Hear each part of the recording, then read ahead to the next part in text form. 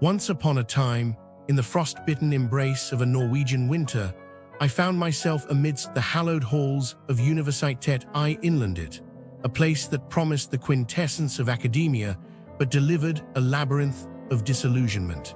The irony of it all, for within these walls, the pursuit of knowledge was marred by a cacophony of administrative blunders and pedagogical missteps that would make even the most stoic of scholars weep into their well-worn textbooks.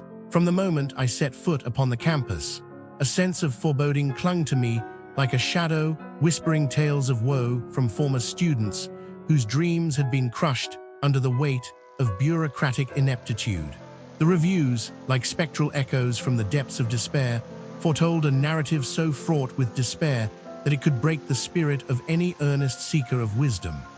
I recall, with a clarity that pierces the soul, the endless trials and tribulations that befell my comrades and me. The professors, those revered sages, began their lectures with the punctuality of a runaway clock, leaving the punctual and prepared in a state of bewilderment, desperately scribbling notes, our hands cramping in a futile attempt to capture the torrent of information that poured forth like a relentless waterfall. Oh, the cruel jest of it, to reward the diligent with confusion and the tardy with a seat amidst the chaos. The communication, or lack thereof, was akin to the silent scream of a tree falling in an uninhabited forest. Our pleas for guidance were met with the sound of crickets, our emails left to linger in the digital abyss, unread and unloved. The administration, cloaked in the armor of indifference, seemed to revel in our distress, as if our struggles were but a game to theme a cruel sport where the odds were forever stacked against the hapless student. The courses, once the shining beacon of our academic aspirations, were cancelled with the fickleness of a capricious wind, leaving us adrift in a sea of uncertainty. The promised land of knowledge was but a mirage, vanishing upon approach, replaced by the stark reality of shattered dreams and the creeping tendrils of apathy. And oh, the travesty of the international office, where the siren call of support was drowned out by the cacophony of incompetence. The application process was akin to navigating a maze blindfolded, each turn leading to a dead end, each corridor echoing with the laughter of unseen tormentors. The online learning platform, a relic from a bygone era, was as cumbersome as a horse-drawn carriage in the age of automobiles, its clunky interface a constant reminder of our collective suffering.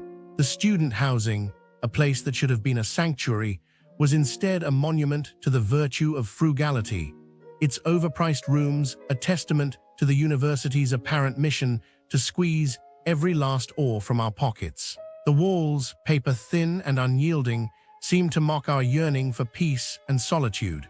But perhaps the most egregious of all was the university's treatment of those with disabilities.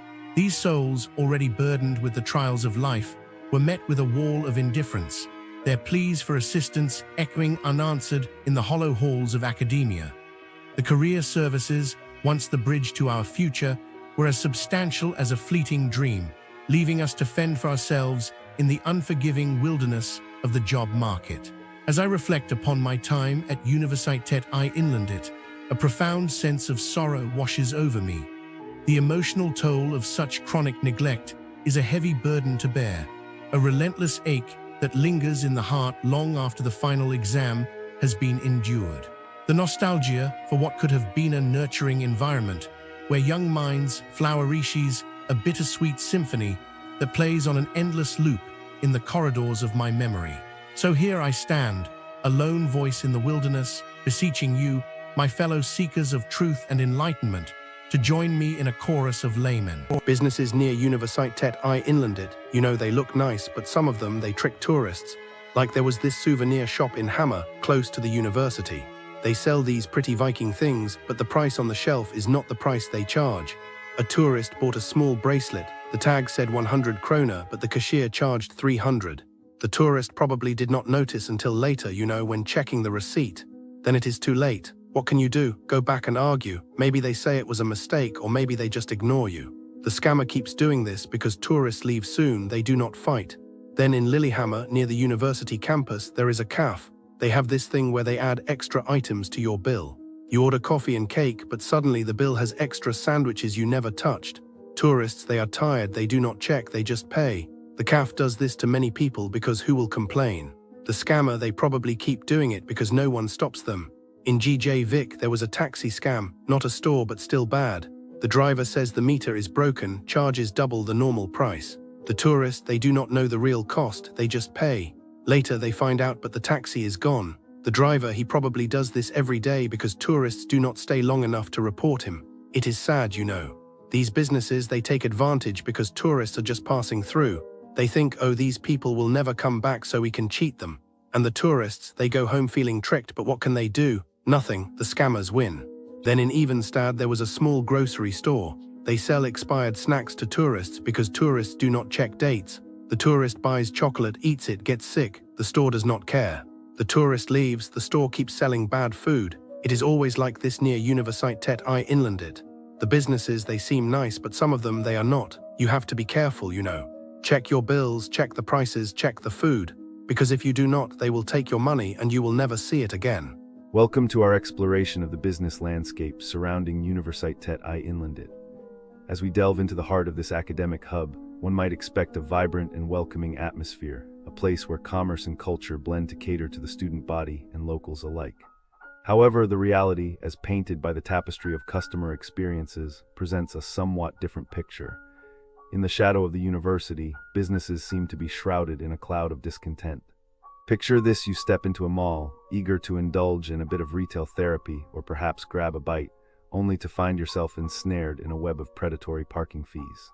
Strandtorget, a local shopping center, has become infamous for its punitive parking policies, where overstaying your welcome by mere minutes could lead to a financial lashing that echoes the steep costs of Oslo's bustling streets.